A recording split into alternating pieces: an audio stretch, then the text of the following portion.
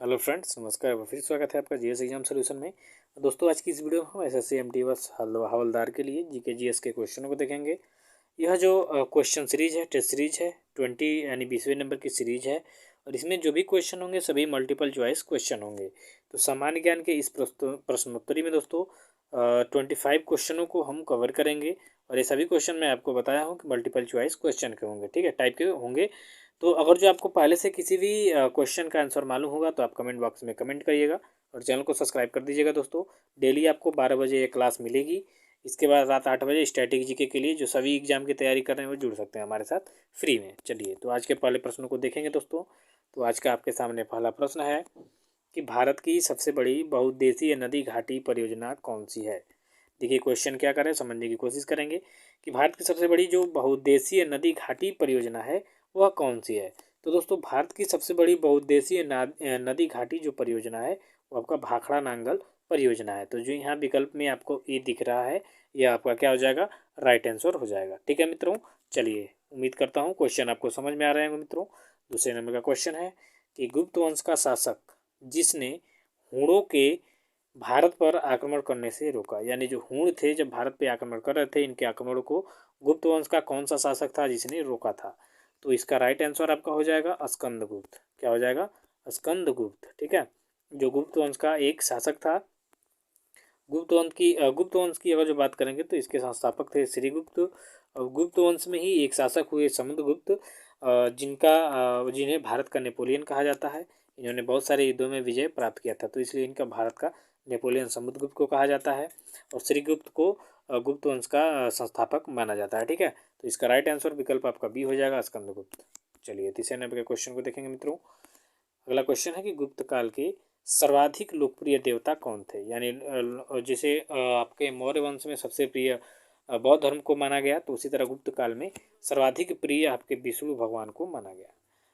ठीक है, कहीं भी इनका जो पतक से ध्वज कहते हैं, इनका जो गुप्त वंश का जो ध्वज था, इसमें विष्णु जी के वाहन का भी उसमें फोटो था गरुड़ का। ठीक है, उसके बाद विष्णु जी सबसे प्रिय देवता थे गुप्त काल के, यानी गुप्त काल के जितने राजा हुए सभी लोग क्या करते थे, विष्णु जी की उपासना करते थे, यानी पूजा करते थे। ठीक है, तो ये विष्णु जी थे गुप्त काल के सर्वाधिक लोकप्रिय देवता। चलिए, चौथे नंबर के क्वेश्चन को देखेंगे दोस्तों। खजुराहो स्थित जो मंदिर है इसका निर्माण किसने किया था। तो खजुराहो स्थित मंदिर का निर्माण चंदेल राजपूतों ने किया था। किसने, चंदेल राजपूतों ने। ठीक है, किसका मंदिर, तो खजुराहो में जो स्थित मंदिर है वहाँ का फेमस, उसका निर्माण आपके चंदेल राजपूतों ने किया था। तो विकल्प आपका डी क्या हो जाएगा, राइट आंसर हो जाएगा मित्रों। पाँचवें नंबर का क्वेश्चन है कि जो पुराणों की संख्या है वो कितनी है, यानी हमारे वेद पुराण उपनिषदों की बात अगर जो करेंगे तो इसमें से देखेंगे आप, मैं अभी आपको बताऊंगा। देखिए, पुराणों की जो संख्या है वो है 18। ठीक है, उपनिषद हैं आपके 108। ठीक है, और वेदांग हैं आपके 6, और वेद है आपके 4, उपवेद हैं आपके 4। ठीक है, महाकाव्य हैं आपके 2। ठीक है, आपको याद हो रहा है क्या मैं बताया।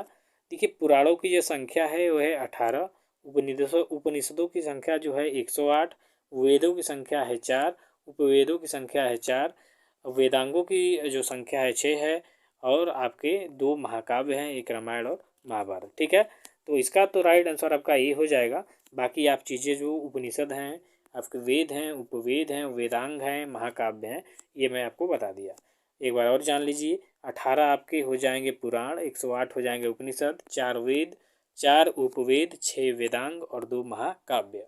ठीक है, चलिए नेक्स्ट क्वेश्चन देखेंगे छठे नंबर का मित्रों, कि किसके शासनकाल में सबसे अधिक मंगोल आक्रमण हुए। ये भी आपके लिए बहुत ही इम्पोर्टेंट क्वेश्चन है। तो दोस्तों, इसका जो राइट आंसर हो जाएगा आपका अलाउद्दीन खिलजी हो जाएगा। ठीक है, अलाउद्दीन खिलजी के समय मंगोल आक्रमण जो था वो सबसे ज़्यादा हुआ था। तो विकल्प आपका यहाँ पे बी हो जाएगा, राइट आंसर। ठीक है, अलाउद्दीन खिलजी। चलिए नेक्स्ट क्वेश्चन देखेंगे 7वें नंबर का, कि जंतु विज्ञान अर्थात जूलॉजी के जनक कौन है। तो जंतु विज्ञान के जो जनक है दोस्तों, उनको अरस्तु को माना जाता है। ठीक है, ऐसे जीव विज्ञान यानी बायोलॉजी के भी जनक अरस्तु को माना जाता है। ठीक है, तो इसका जो राइट आंसर होगा आपका विकल्प सी हो जाएगा, अरस्तु। कि जंतु विज्ञान यानी जूलॉजी के जो जनक हैं वो आपके अरस्तु हैं। इसी तरह 8वें नंबर का क्वेश्चन है कि वनस्पति शास्त्र के जनक कौन है, यानी बॉटनी की बात कर रहे हैं यहाँ पे। तो वनस्पति शास्त्र के जो जनक हैं वो आपके थियोफ्रेस्टस हैं। कौन है? थियोफ्रेस्टस। तो इसका राइट आपका आंसर, आपका विकल्प जो डी है ये हो जाएगा कि वनस्पति शास्त्र के जो जनक हैं थियोफ्रेस्टस हैं। 9वें नंबर का क्वेश्चन है कि पृथ्वी का एकमात्र उपग्रह कौन है। तो दोस्तों पृथ्वी का एकमात्र उपग्रह आपका चंद्रमा है। कौन सा है? चंद्रमा। तो इसका राइट आंसर आपका विकल्प ये हो जाएगा कि पृथ्वी का एकमात्र उपग्रह आपका चंद्रमा है। ठीक है दोस्तों, और टाइटन आपके शनि का है। फोबोस और डिमोस जो है ये आपके फोबोस डिमोस जो है ये आपके मंगल ग्रह के उपग्रह हैं। टाइटन जो है शनि ग्रह का है, और चंद्रमा आप लोग सब लोग नग्न आंख से देखते ही हैं, यह पृथ्वी का क्या है? उपग्रह है। अगला है क्वेश्चन 10वें नंबर का कि हड़प्पा कालीन स्थल जो रोपड़ है किस नदी के किनारे स्थित है। तो मित्रों हड़प्पा कालीन स्थल रोपड़ जो है यह आपके सतलज नदी पे स्थित है। कहाँ पे? सतलज नदी। इसका राइट आंसर आपका विकल्प बी हो जाएगा, सतलज नदी।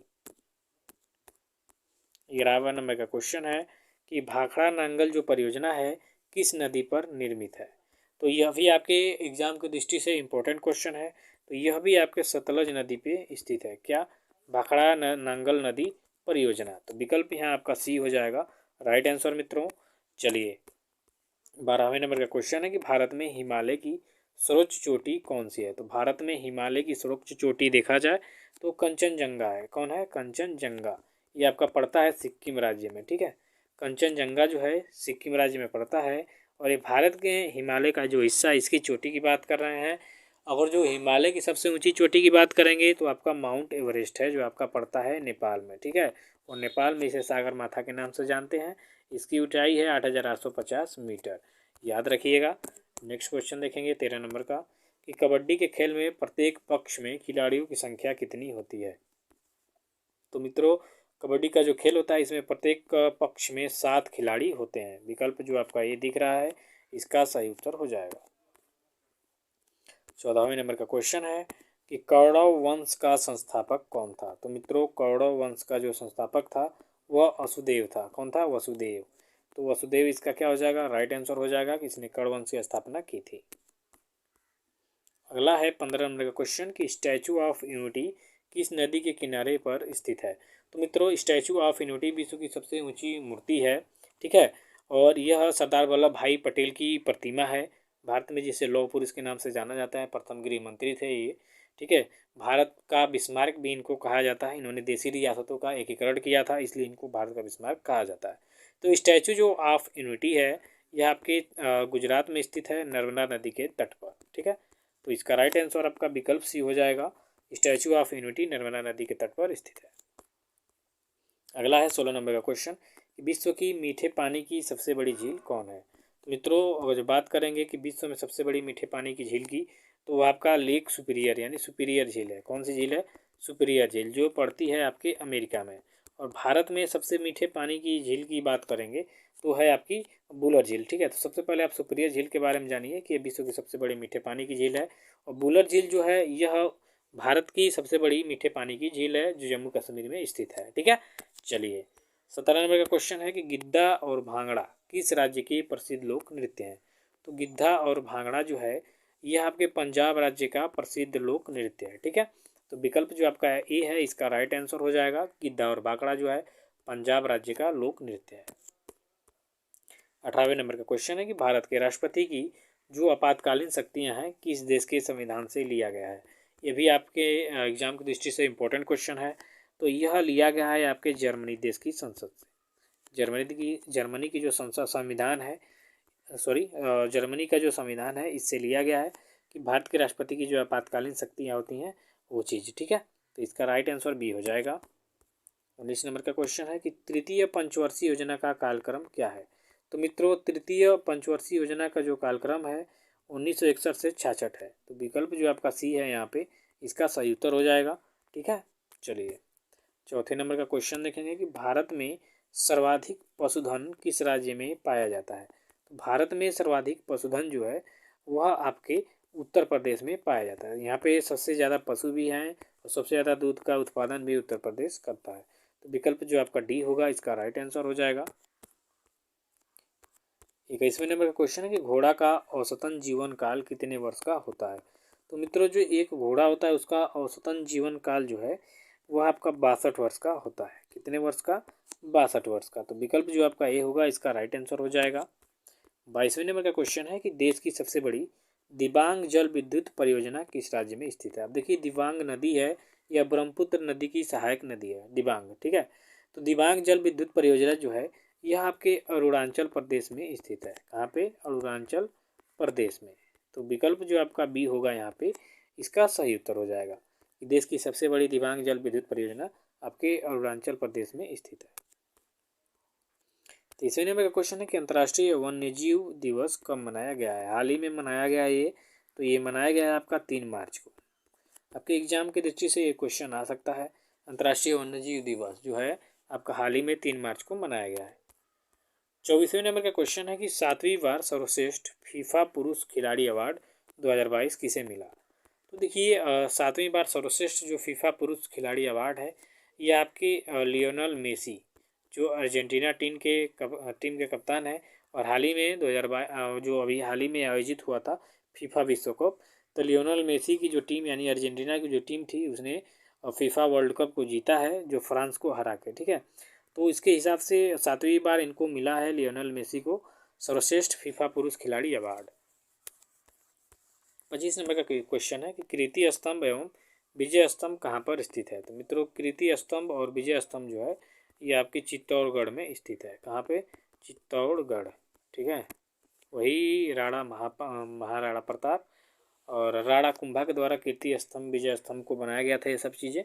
तो चित्तौड़गढ़ जो है यहाँ पे स्थित है ये दोनों चीज़, ठीक है। तो आज के लिए बस इतना ही, मिलते हैं नेक्स्ट वीडियो में, तब तक के लिए धन्यवाद। Thank you so much.